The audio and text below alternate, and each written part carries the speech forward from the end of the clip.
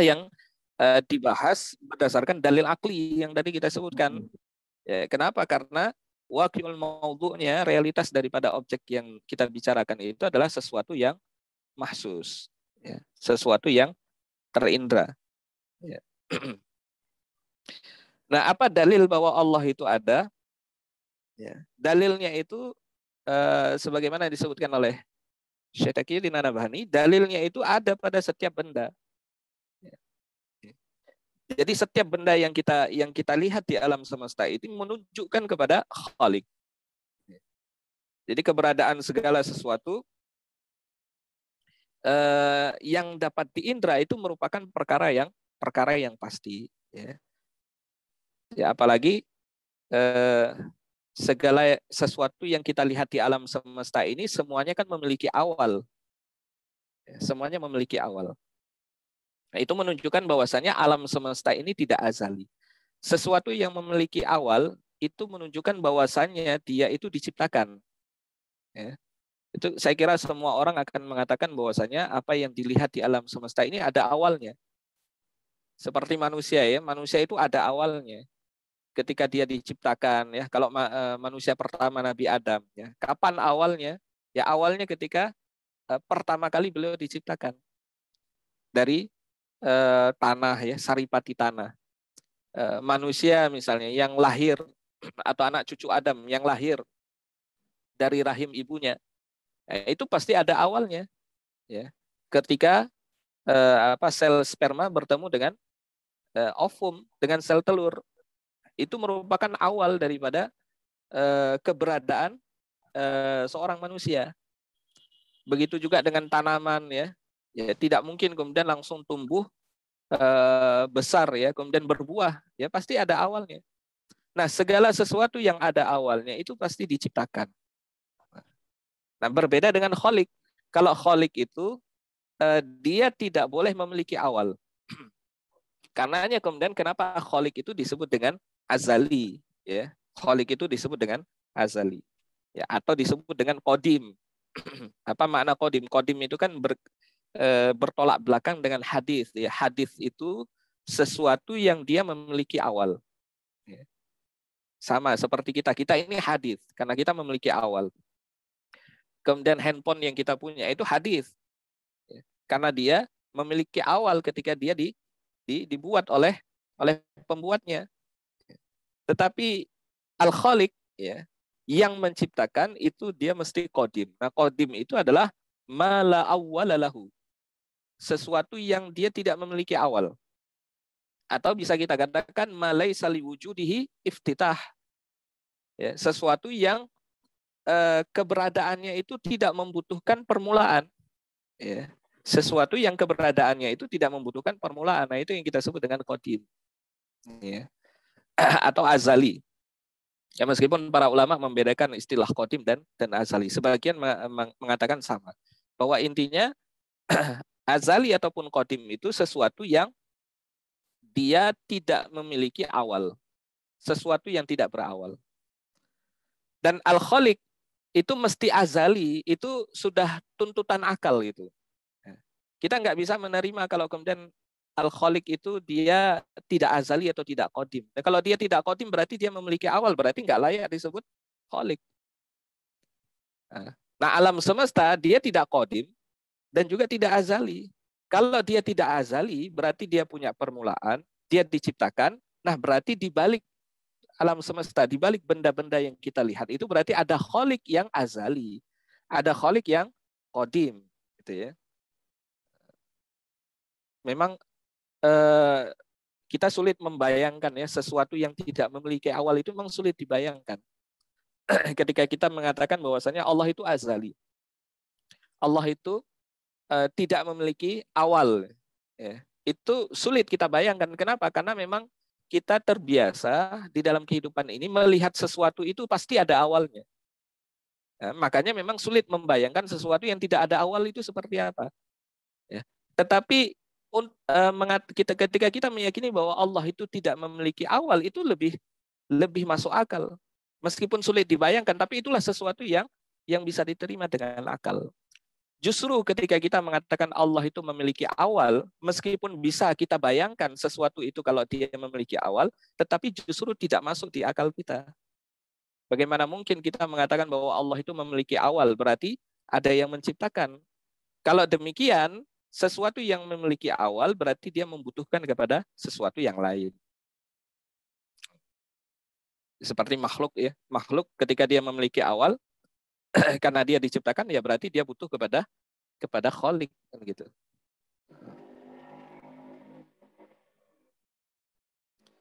Nah, ini argumen yang disampaikan oleh Syekh Taqiyuddin An-Nabhani untuk menunjukkan bahwasannya di balik sesuatu yang tidak azali ini, ya, di balik sesuatu yang memiliki awal ini ada sesuatu yang tidak memiliki awal, yaitu Al-Khaliq itu tadi. Ya. Karenanya di dalam surah Al-Hadid ya, ayat 3 itu kan Allah mengatakan huwal awwal wal akhiru wal batinu wal zahir. Ya, wal zahiru wal batinu wa huwa bikulli syai'in alim. Ya. Bahwa dialah yang awal, yang akhir, yang zahir, yang tampak, wal batin, dan tersembunyi. Wa huwa bikulli syai'in alim. Dan dia mengetahui segala sesuatu. Ya. Bahwa satu-satunya zat yang azali itu adalah Allah Subhanahu wa taala. Ada sebagian pandangan ya filosof yang mengatakan bahwasanya yang qadim itu bukan hanya Allah ya, tetapi juga alam semesta. Ya, alam semesta juga dianggap sebagai qadim. Ya. Jadi ada satu pandangan yang mengatakan bahwasanya bahannya alam semesta ini itu qadim. Ya. Qadim itu karena dianggap dia muncul bersamaan dengan Allah Subhanahu wa taala. Ya. Adanya dia itu bersamaan atau tidak berselang lama setelah adanya Allah. Atau adanya dia itu jauh sebelum adanya alam semesta. Makanya dianggap qadim. Ya. Ini pandangan yang tidak bisa kita terima karena satu-satunya yang qadim, yang tidak berawal itu adalah Allah Subhanahu wa taala. Selebihnya itu hadis. Ya, selebihnya hadis. Ya. Karenanya ada sebagian sebagian ilmuwan muslim ya yang dinilai oleh para ulama sesat. Kenapa? Karena mengikuti pandangan filosof semacam ini yang mengatakan alam itu qadim ya. Termasuk yang disinggung oleh Syekh Taqiyuddin An-Nabhani beberapa filosof muslim ya. Seingat saya di kitab At-Tafkir ya. Nah, itu mungkin barangkali sebagai muqaddimah ya. Saya kembalikan kepada Ustadz Azhar ya. Mungkin barangkali nanti ada hal-hal yang bisa didiskusikan. Ya, alhamdulillah. Bapak Ibu jemaah sekalian, sedikit ingin kami simpulkan atau rangkumkan apa yang disampaikan oleh Ustaz tadi berkaitan dengan penempatan atau penggunaan dalil yang di dalam kitab dalil ada dua, itu dalil akli dan dalil akli. Penempatan dalil akli khusus untuk membangun proses keimanan yang dia terindra, dan sebaliknya berkaitan dengan dalil akli adalah penggunaan dalil pada proses keimanan yang sifatnya tidak terindra. Secara umum begitu Bapak Ibu ya. Baik berkaitan dengan keberadaan Allah, maka kita menggunakan dalil akli. Namun berkaitan dengan zatnya, maka penggunaan dalil adalah dalil akli. Maupun berkaitan dengan hal-hal yang gaib seperti malaikat, kemudian siksa neraka, surga, nikmat surga, itu semuanya juga kembali menggunakan dalil akli. Ya, alhamdulillah. Jika dari Bapak Ibu ada yang didiskusikan atau ada yang ingin ditanyakan, kami persilakan bisa menggunakan kolom chatnya atau langsung baca juga bisa kepada Bapak Ibu jika ada yang ingin bertanya. Waktu dan kesempatan kami persilakan.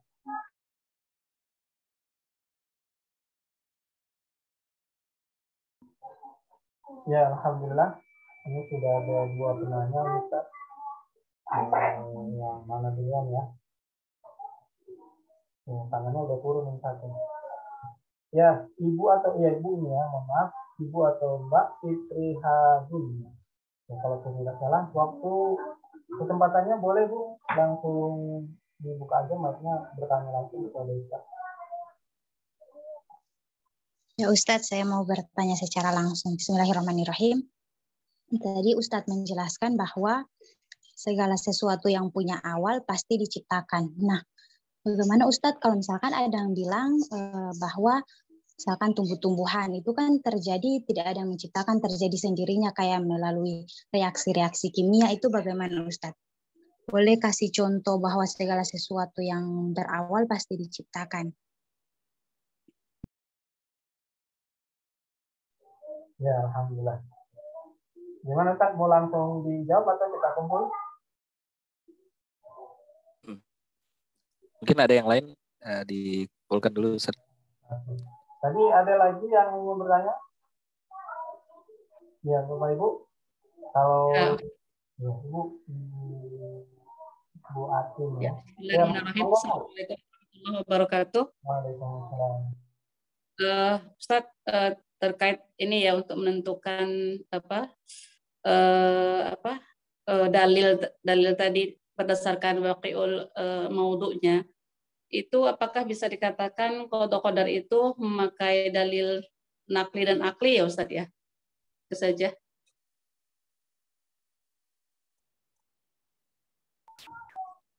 Ya, berkaitan dengan pembahasan qada qadar ya. Dari yang lain, Bapak Ibu ada? Kalau nggak ada, saya nambahin Ustaz. Mungkin biar jadi genap 3, jadi ganjil ya. Jadi ganjil 3. Kalau ada yang bertanya Ustaz.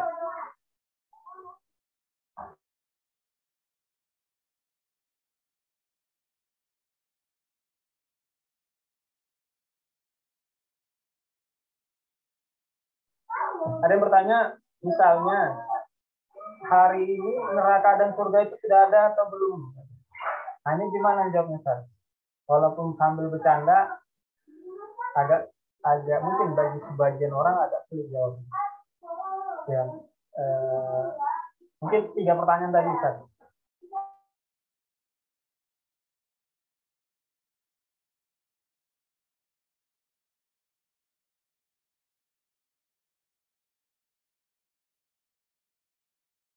Baik, saya jawab dulu ya. Ya, bagaimana dengan pertanyaan tadi ya, tumbuh-tumbuhan misalnya ya. Karena kita tahu bahwasanya segala sesuatu yang memiliki awal itu dia pasti diciptakan. Gitu. itu hukum akal ya, atau hukum logika. Bagaimana dengan tumbuhan misalnya yang tumbuh misalnya, ini kan seperti tidak ada campur tangan, atau seperti manusia misalnya.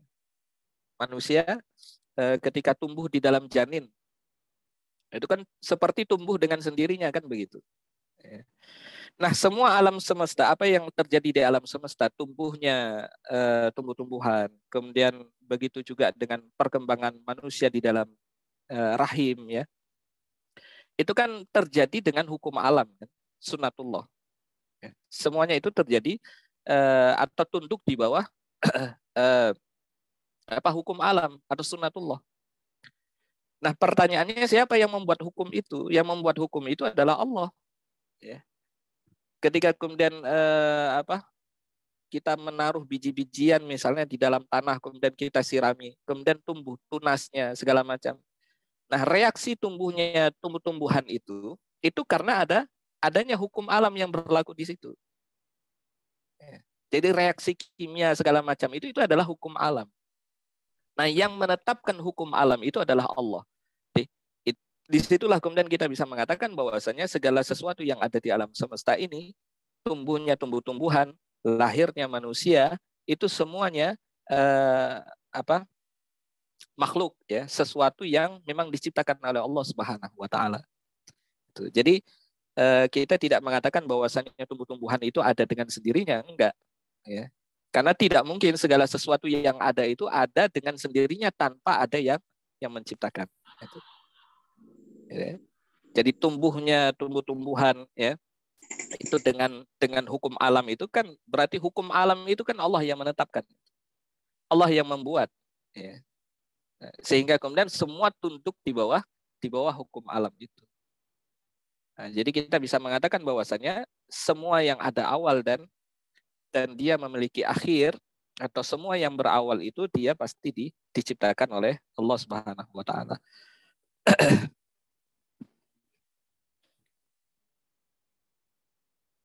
Baik, itu ya. Saya kira jelas ya untuk pertanyaan pertama. Kemudian pertanyaan yang kedua berkaitan dengan pembahasan qada dan qadar. Nah, apakah pembahasannya itu juga akli ya? Pembahasannya itu juga akli. Qada dan qadar kalau yang kita maksud itu adalah pembahasan yang dibicarakan oleh mutakallimin ya berkaitan dengan perbuatan manusia ya. Berkaitan dengan perbuatan manusia, apakah kemudian perbuatan manusia itu dilakukan itu berdasarkan pilihannya atau dia dipaksa. Nah, pembahasan semacam itu pembahasan akli. Kalau al-qada wal qadar, kalau yang kita maksud itu adalah berkaitan dengan perbuatan manusia, apakah kemudian dia diciptakan atau kemudian manusia yang menciptakan atau dia dipaksa atau berdasarkan pilihan, itu pembahasan semacam itu akli. Kenapa? Karena dia perkara yang mahsus. Ya. Perbuatan manusia itu kan sesuatu yang mahsus kan, kita bisa mengindra. Kita bisa melihat langsung perbuatan manusia ini kan ada yang dia sifatnya ikhtiar ya karena pilihannya sendiri, ada juga yang bukan ikhtiar, dia tidak bisa memilih. Seperti tertimpa penyakit misalnya. Atau kemudian dia terlahir dengan fisik yang tidak sempurna misalnya. Nah, itu kan sesuatu yang sifatnya tidak pilihan. Nah, kalau al-qada wal qadar yang dimaksud adalah itu, maka pembahasannya adalah akli. Dalilnya adalah akli ya, sebagaimana yang dijelaskan oleh Syekh Taqiyuddin An-Nabhani di dalam kitab Nizamul Islam bab al-qada wal qadar ya. Atau misalnya ketika kita bicara tentang al-qadar ya. Al-qadar itu sebagai khosiyatul asya ya, sebagai khosiat daripada benda-benda itu juga akli, dalilnya juga akli. Kenapa? Karena dia mahsus. Tapi kalau kita bicara tentang ketetapan Allah di Lauhul Mahfuz, sesuatu yang telah Allah tetapkan dan itu ada di Lauhul Mahfuz, seperti misalnya kapan kita mati misalnya, atau Allah memberikan kita tempo berapa lama hidup di dunia, nah, itu kan bagian dari ketetapan Allah. Nah, itu tentu pembahasannya bukan memakai dalil akli. Jadi bagaimana keadaan kita misalnya, apa yang tertulis di Lauhul Mahfuz mengenai keadaan kita nanti di akhirat, apakah bahagia atau sengsara, itu kan perkara yang ghaib, nggak lagi mahsus. Nah, kalau perkara-perkara yang dimaksud adalah itu, berarti dalilnya nakli, bukan lagi dalil akli. Gitu ya. Wallahu a'lam bishawab.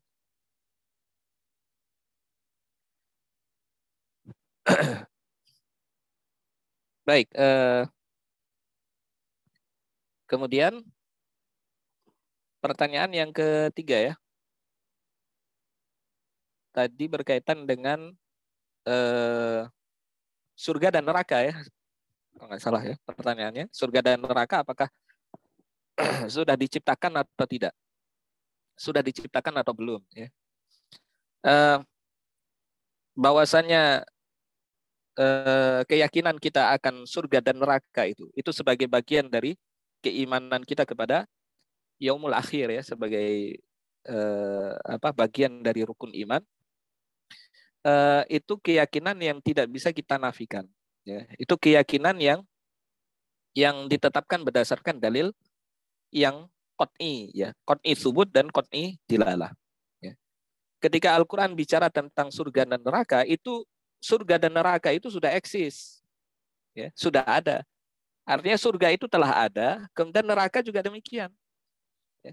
Karena kalau kita lihat misalnya dalil tentang peristiwa Mi'rajnya Nabi SAW sampai ke Sidratul Muntaha. Setelah itu kemudian Nabi SAW atau sebelum itu ya, Nabi SAW itu diajak keliling oleh malaikat Jibril untuk melihat keadaan surga dan neraka. Itu menunjukkan bahwasanya surga dan neraka itu eksis, telah ada.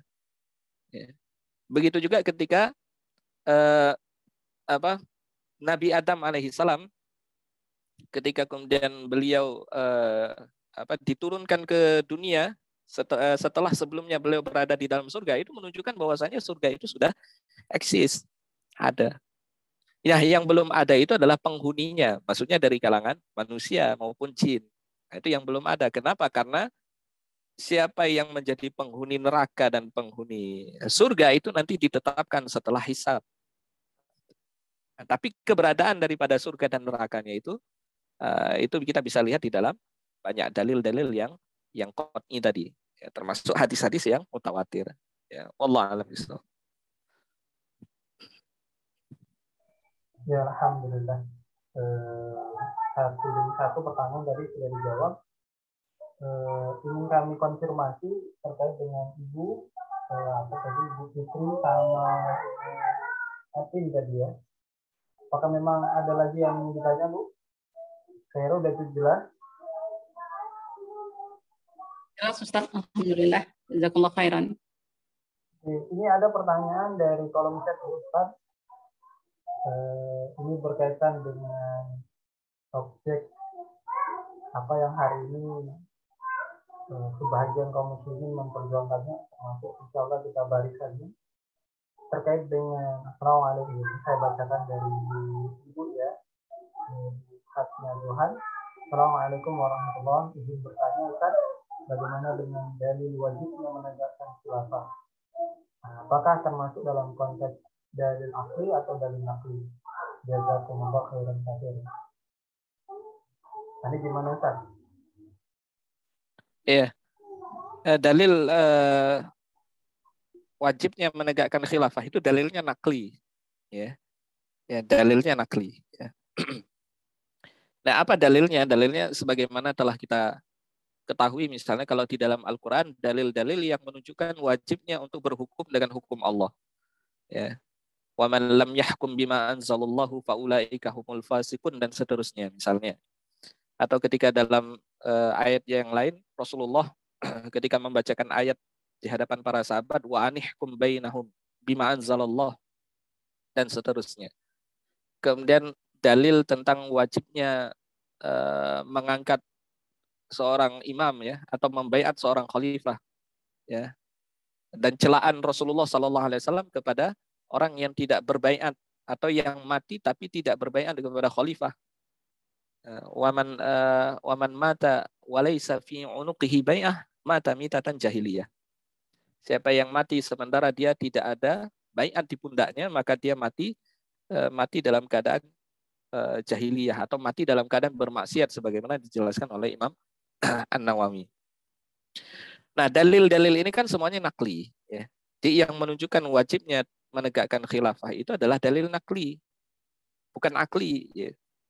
Ya, sekalipun secara akli, kalau secara akli ya mungkin akan mudah untuk dibantah oleh mereka yang menentang khilafah.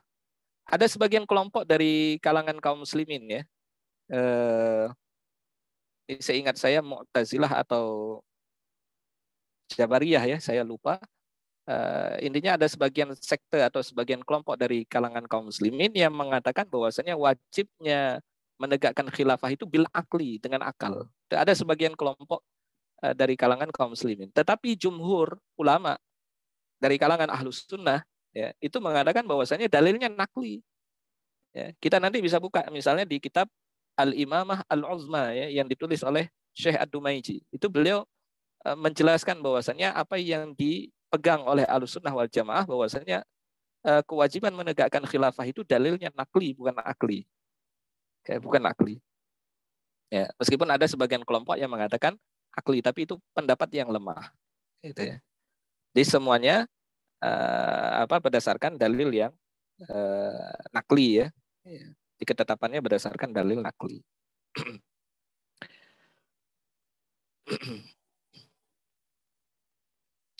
Baik, itu ya barangkali yang bisa saya sampaikan. Ya, cukup jelas ya, Ibu.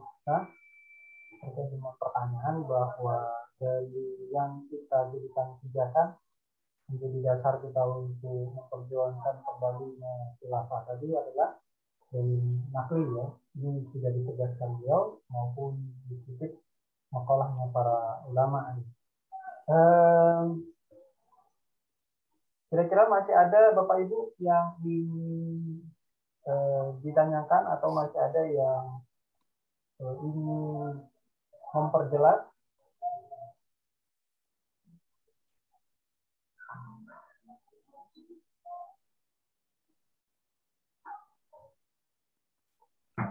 Ada Ustadz. Ya, monggo Bu. Ya. Assalamualaikum warahmatullahi wabarakatuh. Mendengarkan tadi ya Ustadz, tapi memang saya masuk baru di pertemuan ketiga ini. Mungkin nggak tahu kalau mungkin sudah dijelaskan sebelumnya. Jadi terfikirkan gitu ya, hubungan ilmu pengetahuan dengan keimanan gitu Ustadz. Kalau kita lihat kan hari ini gitu ya, ilmu pengetahuan, maksudnya banyak ilmuwan Eropa Barat yang masuk ke dalam Islam karena pengetahuan mereka. Tapi nggak kita nafikan juga gitu ya. Ada beberapa yang kita anggap sebagai ilmuwan Islam ternyata diragukan gitu ya. Seperti mungkin kayak walaupun sebetulnya saya nggak mau masuk ke dalam pro kontra Ibnu Sina gitu ya, tapi kan sempat ya, maksudnya ada beberapa pihak yang menganggap Ibnu Sina sendiri sudah keluar gitu ya dari Islam, sehingga ada yang menganggap tidak tepat kalau dikatakan beliau adalah sebagai ilmuwan Islam. Itu yang pertama, minta pendapat Ustadz jadi gitu ya, hubungan ilmu pengetahuan dengan keimanan. Terus yang kedua mungkin agak melenceng Ustadz, tadi ketika disampaikan bahwa untuk yang kitab gitu ya, keimanan kepada kitab, kalau dia kitab-kitab terdahulu gitu ya, maksudnya yang selain dari Al-Quran, maka ini kita pakainya dalilnya adalah dalil nakli. Nah, apakah ini yang mendasari para ulama ada perbedaan memandang bahwa ahlul kitab hari ini itu sudah tidak ada gitu ya, yang disebut sebagai ahlul kitab gitu. Mungkin itu Ustadz, terima kasih. Wassalamualaikum warahmatullahi wabarakatuh.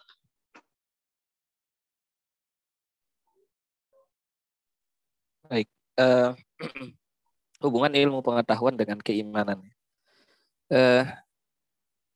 Ilmu pengetahuan itu kan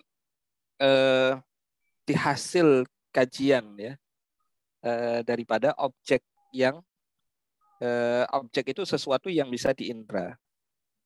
Hasil daripada kajian objek-objek yang memang diindra atau didapati oleh manusia di alam semesta ini. Nah, sementara objek ya, benda-benda atau segala sesuatu di alam semesta ini kan kita sudah sebutkan dia adalah dalil. Gitu kan? Adalah dalil yang menunjukkan adanya Allah. Gitu. Nah, ketika manusia itu dia dengan ilmu pengetahuannya itu mengkaji objek itu, ya pasti nanti ujung-ujungnya akan ketemu dengan dengan keyakinan bahwasanya Allah itu maujud atau ada sesuatu di balik ini. Nah, itu sesuatu yang nggak bisa dihindari atau nggak bisa dinafikan oleh para ilmuwan. Ya. Karena yang mereka kaji adalah objek, sementara objek itu adalah dalil bagi wujudnya Allah itu sendiri. Nah, itu kan mau tidak mau pasti akan larinya ke sana. Gitu. Makanya kita tidak heran kalau kemudian ada ilmuwan Barat itu yang mereka masuk Islam karena hasil kajian mereka terhadap objek-objek itu. Nah, sementara apa yang terjadi pada sebagian ilmuwan Muslim yang kemudian dikafirkan oleh sebagian ulama, itu kan perkaranya ada pada mereka menjadikan filsafat itu sebagai pandangan hidup. Itu yang pertama. Yang kedua, ketika mereka membahas perkara metafisik, ya, perkara-perkara yang gaib, itu mereka tidak menggunakan neraca atau timbangan syariat. Tetapi yang mereka pakai adalah filsafat. Yang tadi kita sebutkan, sampai kemudian pada kesimpulan bahwasanya alam semesta ini qadim. Enggak ada ulama yang mengatakan alam semesta ini qadim. Tetapi para filosof itu mereka mengatakan alam semesta ini qadim. Berarti ada dua yang qadim di alam semesta. Nah, itu bisa berujung kepada kesesatan itu. Nah, jadi kalau ilmuwan muslim itu menjadikan filsafat itu sebagai pandangan hidup untuk membahas perkara yang gaib, yang metafisik tadi, maka bisa ujung-ujungnya mereka keluar daripada akidah Islam. Tapi kalau yang murni sains, ya murni mereka mengkaji objek, mengkaji tanda-tanda itu, ya mereka pasti akan sampai pada kesimpulan bahwa Allah itu maujud, ya. Kemudian berkaitan dengan kitab-kitab yang diturunkan sebelum Al-Quran, ya, keberadaan kitab itu kita akui, kita imani berdasarkan dalil nakli tadi. Nah, apa hubungannya dengan pengakuan akan ahlul kitab, ya? Ya berarti karena kitab itu sudah tidak ada, berarti ahlul kitab juga tidak ada. Nah, ini sebenarnya para ulama beda pandangan, ya, di sini, ya. Sebagian mengatakan iya karena kitab-kitab itu sudah tidak orisinil lagi, seperti Taurat, kemudian Injil, ya. Kalau kita cari Injil yang orisinal, ya kita mungkin nggak akan mendapatkan. Sehingga karena tidak ada lagi kitab yang otentik, maka ahlul kitab juga tidak ada. Kesimpulannya kan begitu. Nah, itu sebagian para ulama mengatakan demikian. Maka kalau kita mencari ahlul kitab hari ini, ya nggak akan ketemu. Karena kitabnya saja sudah tidak orisinil, nggak lagi otentik. Tetapi sebagian ulama mengatakan ahlul kitab itu tetap ada. Mereka yang menganut agama Nasrani dan Yahudi. Kenapa begitu? Kalau alasannya karena kitab itu sudah tidak lagi orisinil, maka sebenarnya di zaman Nabi sendiri pun Taurat itu juga nggak lagi orisinil. Ya. Tetapi mereka tetap disebut ahlul kitab. Injil juga sudah tidak lagi orisinil. Tapi mereka tetap disebut ahlul kitab. Gitu. Nah, jadi kalau saya lebih condong kepada pendapat yang mengatakan bahwasanya ahlul kitab itu tetap ada sampai sekarang.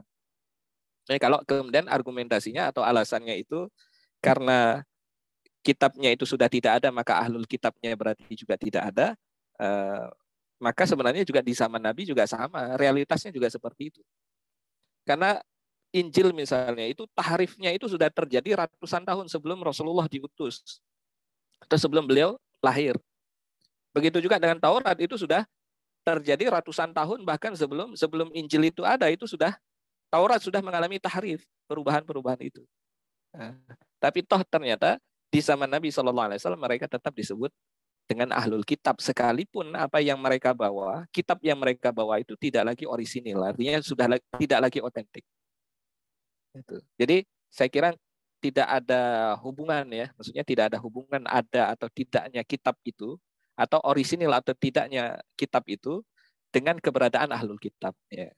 Saya kira ahlul kitab, mereka yang beragama Nasrani maupun Yahudi sampai hari ini masih bisa disebut sebagai ahlul kitab. Itu ya, wallahu a'lam bishawab. Saya kembalikan pada Ustaz Sahara. Ya, alhamdulillah, cukup jelas tadi. Cukup jelas ya Ibu Linda tadi atas pertanyaan dan dijawab oleh Ustaz tadi, ya. Sudah, alhamdulillah. Jazakillah.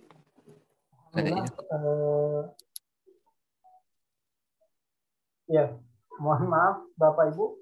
Jadi Ibu Ummu pertanyaannya di by chat aja Bu, ya.